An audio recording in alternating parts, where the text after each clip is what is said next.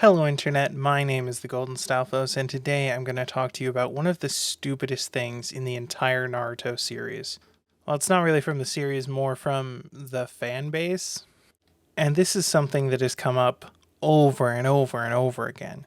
Swag Kage has talked about it a lot. The thing that's making me make this video is earlier today I saw a poll from Six about it.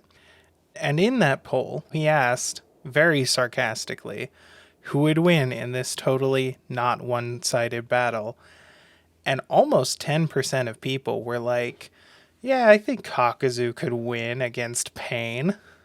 Now, I'm certain that because this is so stupid, many of the people who responded like that were trolling. But that still means that some people weren't trolling. There's no way every single person who said it was a troll. Some people probably believe it. And I gotta ask how? Why? What could possibly make you think that? Now, again, people in this community who know what they're talking about have repeatedly pointed out how dumb this is.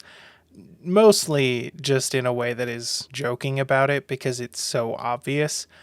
But since it keeps coming up, I wanted to make a video that actually goes through point by point and talks about why. So first off, why would anyone even put these two characters against each other in the first place? And I think the short answer is it's because they have a kind of similar style. When you break it down, kind of ignoring their special abilities, they each have a set of puppets that they fight with instead of, just like going in. And in order to actually beat them, you have to take down all the puppets, right? But there's some differences there. So Pain has 6 puppets, each with their own unique abilities, and his main body, which can't really do anything at the moment. He's kind of put all of his eggs in the 6 paths basket, so he can't really do anything else with his body. Cool, whatever. Whereas Kakazu has 5 hearts, counting his own, each of which has a unique nature transformation, and they can sort of, recombine and split apart and stuff. And you have to kill all 5 of them before he dies, because they're all like his extra lives, basically. Whereas with Pain, you technically only have to kill the super fragile main body, but, that involves finding it first. And as far as this matchup is concerned, I don't think you can make an argument that Kakazu has a way to find Pain because he's not a sensory type and he doesn't display any sort of tracking abilities at all in the series. And Sage Naruto had to use his Sage Mode tracking abilities to find him, and none of the other people in the village could do it with their various sensory abilities. So, yeah, I kind of don't think that's happening. But, at a base level, that's what it breaks down to.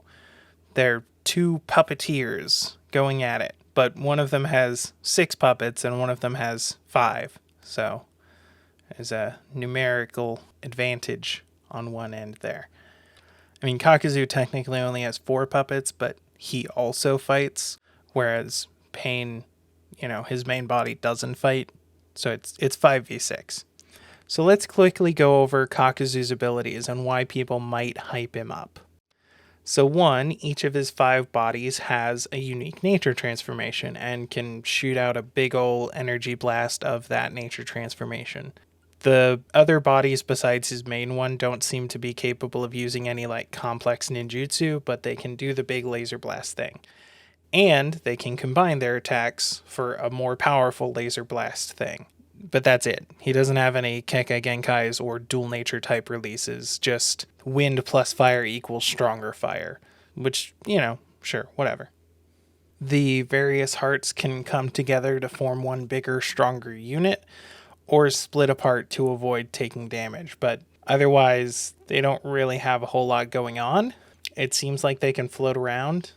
So, they have a mobility advantage, I guess.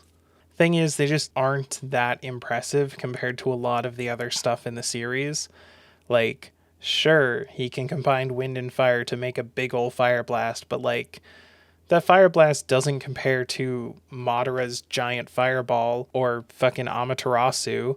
It's just a regular fire style. And it's probably stronger than the average Jonin's regular fire style, but like it's not top tier in the verse or anything.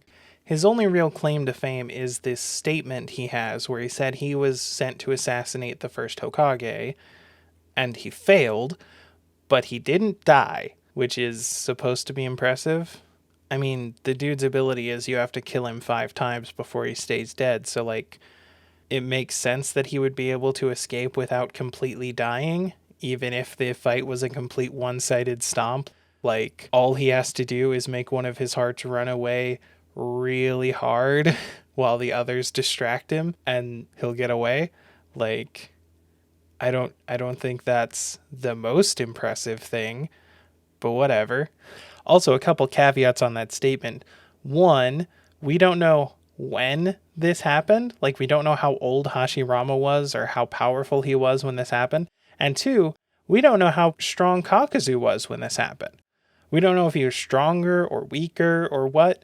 I mean, you would assume that he got a lot stronger after training for decades, but then in the series, he gets defeated by the combined might of Kakashi, Sakura, and pre-Sage Mode Naruto. Like, he's not a huge threat. It took 3 Jonin level fighters to knock him out. Like, really, calling Sakura and Naruto Jonin level is a little bit of an insult to Jonin, honestly, but and I mean, like, you could wank it, you could say Kakashi is Kage level, and he made Kakashi sweat and pushed him to the limit and stuff, and he might have even won if Naruto hadn't shown up. So like, you could argue that he's around the level of the current Kage, as are most of the Akatsuki. That's kind of like a requirement, but whatever. And then compare that to Pain, the quote-unquote strongest man of the Akatsuki, as stated in the manga. It's also worth noting that as far as Kakazu knows, Pain is the head of the Akatsuki, and Kakazu listens to him and takes orders from him even when he doesn't like it. So yeah, the only real claim to fame is his one statement, and quite frankly, that's not impressive. Okay, he attacks Hashirama. Hashirama whips out the wood golem and slaps him to the other side of the continent and never looks back. And Kakazu survives with 1 heart after the other 4 exploded on impact and walks away. Like, yeah, sure. Great, awesome feat. And you can't tell me that's not how it happened, because you don't know how it happened, because we didn't see it happen. I'm not saying that is exactly what happened. I'm just saying that's a plausible version of events that lines up perfectly with what he said, and it's not that impressive. Now, as for analyzing Pain's abilities, I'm actually going to cop out and direct you to some Swag Kage videos that explain it in more detail, because I don't have all the time in the world. It took him 20 minutes to run down the list of abilities. Like, I'm good, fam. But I will talk briefly about how each path of Pain is useful in a fight against Kakazu specifically. So first of all, the Naraka path and human path have basically no application for fighting Kakazu's hearts. They don't really have damage output, and the human path can steal your soul, but I don't know if that works against a puppet made of a dead heart. We'll just assume it doesn't. It's also worth noting that these 2 paths are pretty weak. They got taken out by base level Rasengan from fucking Konohamaru and shit. So, like, they wouldn't last very long in direct combat anyway. I think it's fair to say that Kakazu's attacks are at least that level, probably higher than that level. So 1 good energy blast to either of them would knock one of those paths out. But these are support roles that stay behind the lines anyway, and even though they can't directly contribute to the battle, they can still provide an advantage for Pain. Since all of the paths have a shared field of vision, just having them post up outside of the battlefield where they can look down on things gives the rest of the paths a pretty big advantage on visibility and their ability to react to things around them. Also, if Kakazu does somehow manage to take out one of the other paths, they can be revived with the Naraka path, so it's kind of an uphill battle until the Naraka path is taken care of. They can just keep respawning, which means that if, for example, one of Kakazu's hearts trades with one of the paths of pain and they both go down, that path of pain is getting back up, and the number advantage is going even further into pain's favor. It's just silly. Then you have the Preda path, which also isn't super useful in combat, but it's fairly sturdy, and it can absorb chakra blasts, which are Kakazu's main offensive weapon. So, he's kind of a hard counter. If he can get past the other paths and land some good physical melee damage on the Preda path, it'll go down. But again, he has to do that after taking out the Naraka path. And again, he has to get past the other paths that will be cooperatively working together to protect the Preda path from that, while the Preda path protects them from his projectiles. So it's kind of an uphill thing. Also, the Preda path is pretty fast. It jumped in front of a Rasen Shuriken from Sage Naruto from literally out of nowhere. If it can do that to Sage Naruto, it can do that to the guy that pre-Sage Naruto killed with one attack. And now we get into the guys who can actually deal a lot of damage. So first off, there's the Animal path, which has a bunch of summons. The Gecko is very fast, invisible, very sturdy. It can house a path of pain in its mouth and protect them from basically all damage. There's this giant bird thing that they can ride around on, the ones that can't fly. The Preda path can fly, or at least is shown to fly above the village before the big ass Shinra Tensei. Deva path. I don't know if I said the wrong one, but I feel like I said the wrong one. It's the Deva path that did that. And it has a dog that hydras into infinite dogs and can't be stopped. And Kakazu can't do shit against it. No one can do shit against it. It's just basically unstoppable. I don't know what the fuck the deal is with that dog, but the dog is insanely powerful. And unless you have some high tier ceiling jutsu or the ability to just undo the summon, that thing is just going to chase you forever. So while the Animal path itself may not be particularly durable or strong in direct hand-to-hand combat, it can absolutely just add 3 huge, hard-to-deal-with bodies onto the battlefield all at once. And I don't think Kakazu has any unique abilities built to counter any of these animal summons, at all.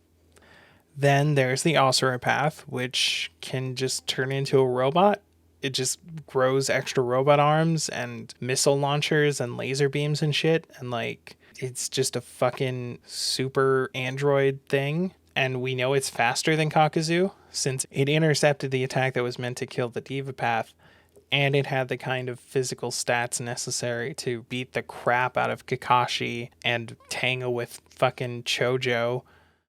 And keep in mind that most of Kakazu's hearts were ripped out by Kakashi using Chidori. So this path beat the crap out of and dodged and blocked the attacks of the thing that basically is mostly responsible for killing Kakazu. This one path on its own did that.